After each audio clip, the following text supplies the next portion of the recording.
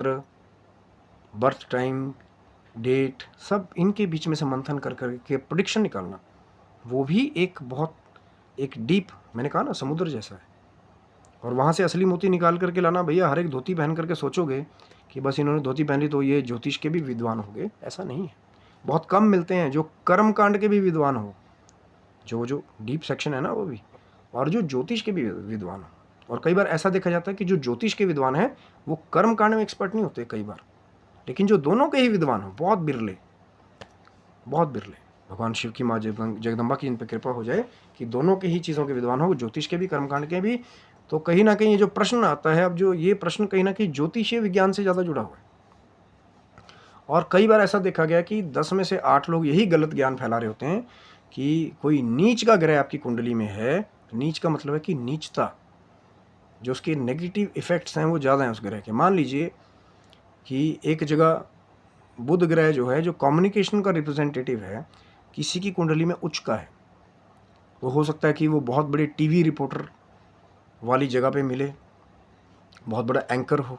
जिसके पास उच्च का बुध है, क्योंकि कम्युनिकेशन उसका अच्छा है। उच्च का ग्रह ना, उच्च क्वालिटी वाला हो गया, पॉजिटिविटी वाला हो गया। लेकिन वही बुध जब नीच का हो जाए तो हो सकता है वाणी दोष हर जगह फैला, और जहाँ भी जाता है कुछ बोलता है, काम खराब ही हो जाता है। पिछली बार भी वाणी दोष के बारे में हमने बात की थी, वो भी शेषक्तोम चैनल पे आप वीडियो चेक कर सकते हैं। तो जब वही बुध जो है एक जगह उच्च का था, एक बहुत बड़ा एंकर बन गया,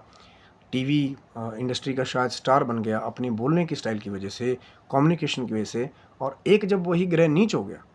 तो अपनी नेगेटिविटी की वजह से, जहाँ भी गया नेगेटिविटी, कि यहाँ बोला काम खराब, वहाँ बोला काम खराब, और एक वो है जो बोल रहा है तो सब उसको सुन रहे हैं नेशनल टीवी पे। तो यही उच्च और नीच का जो भेद है। अब यहाँ पे बहुत सारे 10 में से 8 क्या करते हैं, मान लीजिए बुध नीच है और हो सकता है कि वो कुंडली में योग कारक भी ना हो या मारक हो, तो फिर उसके बाद अगर कोई आकर के ज्योतिष आपको ये कह दे कि भैया पन्ना रत्न धारण कर लेना, शांति हो जाएगी, और कई बार यहीं पे शांति नहीं होती, क्रांति हो जाती है। क्योंकि वो जो नीच का ग्रह था, जिसकी नेगेटिविटी बढ़ी हुई थी, जिसको आपको शायद दान के द्वारा या उसके मंत्र के जाप के द्वारा शांत करना चाहिए था, वहाँ आपने उसको नग डाल करके और पावर लगा दी, तो उसकी नीचता में बढ़ोतरी हो गई। अब ये वाली पता नहीं, मुझे बहुत हैरानी होती है कि पता नहीं लोग क्या यहाँ से ये सोच पढ़ करके ले जाते हैं कि नीच का ग्रह, उसका नग डालो शांति हो जाएगी। 10 में से 8 लोग मिलते हैं यही वाली जो स्टडी को धोते हुए, और ये भी नहीं देखते कई बार वहाँ पे कि वो ग्रह मारक है,